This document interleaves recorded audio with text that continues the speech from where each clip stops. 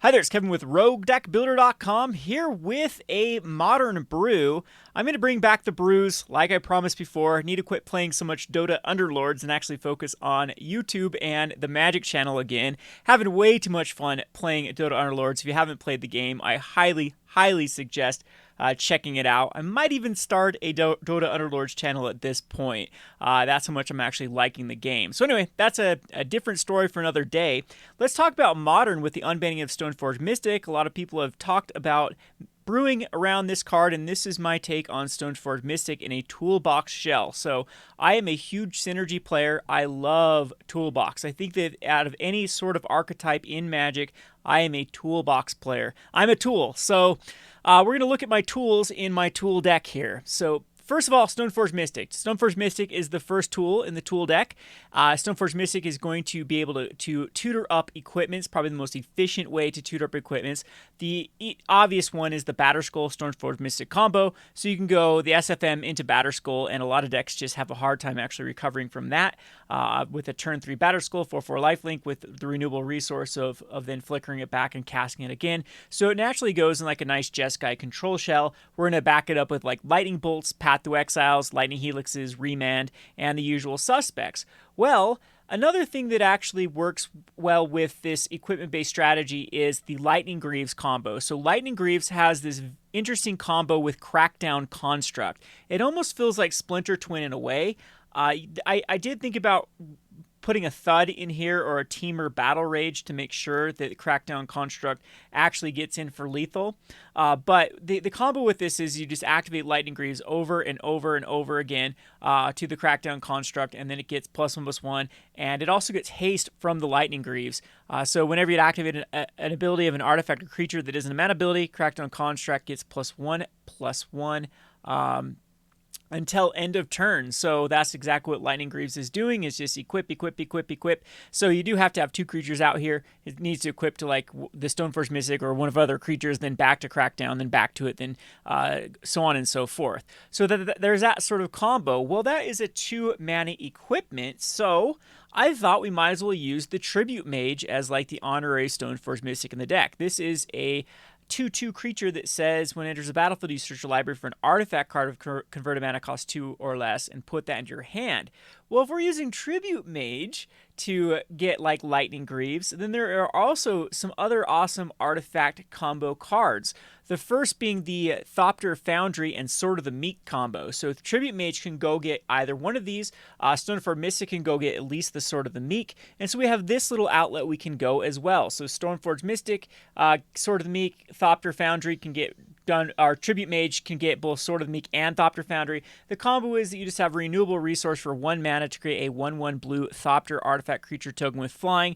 Thought about putting Cranial Plating in here, but I thought we are getting very greedy at this point with the artifacts. I think if you're going to go more of that route, I think that could actually spur up a deck, like a full package of Thopter Foundries, Tribute Mages, Stoneforge Mystics, Arkham's Astrolabs, and Cranial Platings, backed up with maybe Ink Moth and Blink Moths, and have this sort of little affinity shell with Tribute Mage and Stoneforge Mystic with the Thopter Foundry combo. You could even look to going into Psymaster Thopterus at that point and Urza.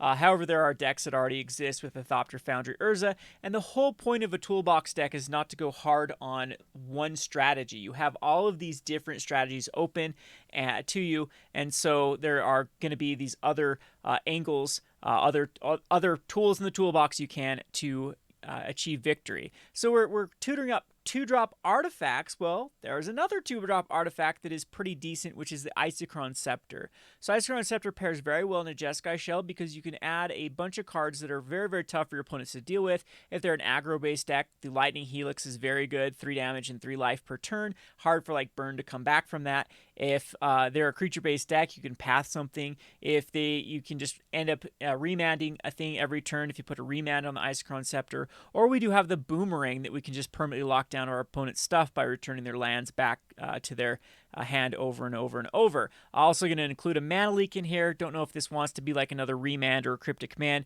Again, we are still on the drawing board. Haven't even tested this deck. This is still a theory at this point.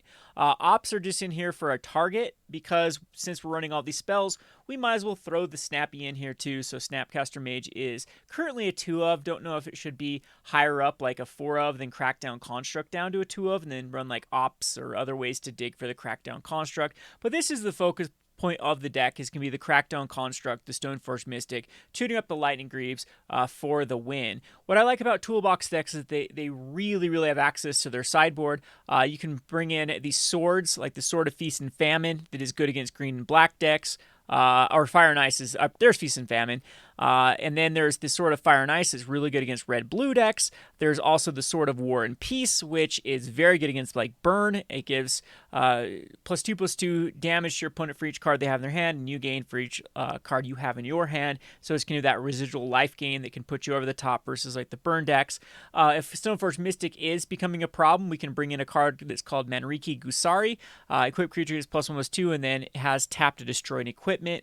So that's not a bad card to tutor up if you have sort of an SFM mirror.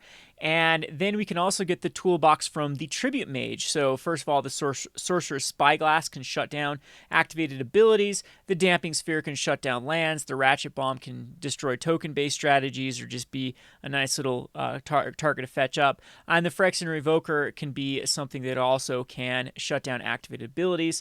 I don't know if it's too much with the Sorcerous Spyglass and Phyrexian Revoker, or one's better than the other. Again, this is still theory at this point.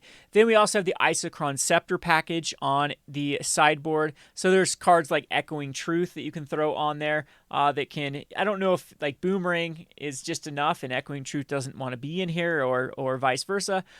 This is a good thing though that can just keep bouncing back any sort of token-based strategy or any non-land permanent over and over and over with the Isochron Scepter. Then we have Disenchant versus anything that needs to be taken care of with artifacts or enchantments. Disenchant can be hooked up to the Scepter. Silence. This is an old school combo. As you put this on a Scepter, your opponents can't cast spells this turn. Just rinse and repeat. I guess we could put a Dovin's Veto in here too, but that's kind of awkward with Isochron Scepter. Then we have Repel the Abominable. You could put something like Holy Day here, but I actually think that Repel the Abominable is more versatile because people don't realize this doesn't say prevent all combat damage. It just says prevent all damage that would be dealt this turn by non-human sources. So of course it's not good versus humans, but versus like decks like Scapeshift or any other thing that deals damage in big chunks, Repel the Abominable can just keep that down. Non-human sources just don't do damage, and you're good to go. Then we have a Negate in the sideboard. It's another great thing to hook up in the control mirrors for the Isochron Scepter. Ceremonious Rejection for Tron, another great card to hook up. And Celestial Purge versus any black or red deck. So this definitely needs refined as far as the mana base is concerned, as far as all the cards. But this is just a early stage. This again, I think this if this deck reminds me of anything, it does remind me of like Splinter Twin, because it's giving you access to these combos that can just end the game, but you're really hooking them up with just good stuff. Just all these cards are value city. Stoneforge Mystic's a 2-for-1, Tribute Mage is a 2-for-1, Snapcaster Mage is a 2-for-1. A lot of the times these other cards are very, very good with the other cards that are in the deck. I guess I didn't talk about Spellskite as being another one you can hook up. Spellskite's another activated ability that can almost like it's a cost of 2 life per, like you could even put like an Angel's Grace in the deck and then Spellskite and then have a Crackdown Construct combo. So you Angel's Grace and then you have to have something that you have to change the target of a spell or ability Spellskite and then infinitely do that. You can't go below 1 life with the Angel's Grace, and then Crackdown Construct can work there. That might be interesting. In fact, you know what? That's not a bad spell to put on the Isochron Scepters either. So let's go ahead and throw that in the deck and call that good. Angel's Grace. So probably wants to be in the main, I would say, at that point. So maybe Boomerang would be over, or Mana Leak. I don't know. I don't know exactly if we need the Mana Leak. But you can't lose the game this turn. Your opponents can't win the game this turn until end of turn damage. It would reduce your life to less than 1, reduce to 1 instead. Yeah, that's a great thing to put on Isochron Scepter. So, yep, I don't see any reason why it can't be thrown there. So, couple other cards I thought about putting in here. Now I can't think of the equipment. It's 3-man equipment and the Sunforger. Sunforger is another card I thought putting in here that you can go tutor up spells and then put on an Isochron Scepter. You can go tutor the Sunforger with Stoneforge Mystic. Probably I'm gonna hesitantly put it in the sideboard right now for the Sunforger. It might be good in the meta. You never know. But it is a very, very heavy mana intensive card. So you get it with Stoneforge Mystic. Yeah, you can throw it out on turn 3. You still have to then equip it for 3, and then you have to unattach it for 2. So that's kind of it's a huge downside at that point to throw the Sunforger. I think then you'll need to run the there's an equip creature that you could easily spawn a deck with the Sunforger, which is pretty neat. It's the Kozil's Toll Collector. Attach our equipment you control to Kozil's Toll Collector. This can also go infinitely. Let's go ahead and throw one in the deck because we definitely are a toolbox deck, because this can also go infinitely with the Crackdown Construct with any equipment. So attach it. So just you keep attaching it, right? You can still activate that. Attach our equipment you control to, I believe you can still activate this. Someone in the comment section tell me if I'm right or wrong here. Even if it is already attached to Kozil's Toll Collector, you can just reattach it. So I think Sunforger would want to be in the main too. Yeah, we definitely need a lot of maybe Snappies out for this sort of combo. That's probably right. We probably would want to take out Snapcaster Mage. I'll put him over the sideboard here for now. But yeah, I think that actually is a pretty neat little combo you can go with the deck as well, with the Kozil's Toll Collector. Again, though, it's kind of awkward. Maybe more ops to really less crackdown constructs. Maybe more ways to dig for specific cards.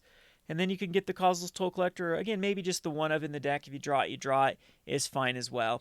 Anyway, this will be a fun deck to play. Again, I don't have time today to actually run this in a league. I still need to pick up the cards. Can it cost a ton of money for this deck? A lot of these cards have spiked up in value. So if you're interested in seeing this, definitely come in. We're going to have some cards for sale, some paper cards for sale. If you want to see me get back in MTGO, I sold out of my MTGO collection, so actually I don't have tickets and stuff like that, and yeah, it's going to take some time and some money to get back into it if I do start brewing in Modern. So if you are interested in that, come check out the cards that I have for sale. I'll put those up in the next coming weeks, and then we can start brewing again with MTGO. It looks like MTGO has had a recovery. If you actually look at a bunch of the prices of cards, seems to be a lot of people have given up on MTG Arena, and probably rightfully so, because MTG Arena is not Magic. It is like a half-seas. It's something they try to play too much to the casual with MTG Arena. That's where the mana base, or where it draws more lands than it should statistically, comes into play, where they have just kind of these best-of-1 ranks that are the majority of people play, and some of the more casual type formats. And I think the more competitive players, the players of especially Pauper and Modern, have to go to MTGO, have started to gravitate back over to MTGO. So maybe I need to make the change back over here as well. It's much better, in my opinion, to record videos on. It's when you're actually playing the game, it's less flashy. At least as a content creator, I like it better than having a lot of booms, bangs, and things, visual effects. Like you can talk about cards and see interactions a lot cleaner on MTGO. So anyway, we'll be looking forward to be building back up the collection on MTGO and actually playing some more games. I hope you enjoyed this video. If you have any suggestions for this video, definitely comment in the comment section below. If you haven't clicked that bell icon, definitely click the bell icon. You can tell that my channel's definitely degraded in the past few years. It's because I haven't been consistent, but YouTube it really punishes that. So if you haven't seen my videos for a while, it's because YouTube just doesn't send them out. How to get around that is you have to click that bell icon, and we need to get the activity back going on this channel. Hope you enjoyed this video. This is Kevin with Rogue Deck Builder. Thanks for watching.